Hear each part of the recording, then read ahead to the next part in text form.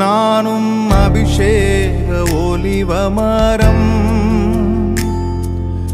ஆலயத்தில் நடப்பட்டவன், உம் சமூகத்தில் வாழ்கின்றவன், உம் அன்பையே நம்புபவன்.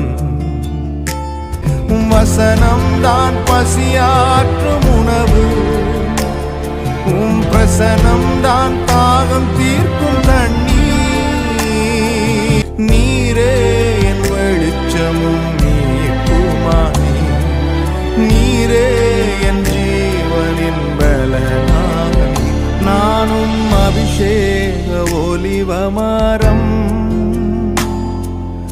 ஆலயத்தில் நடப்பட்டவன், உம் சமூகத்தில் வாழ்கின்றவன்,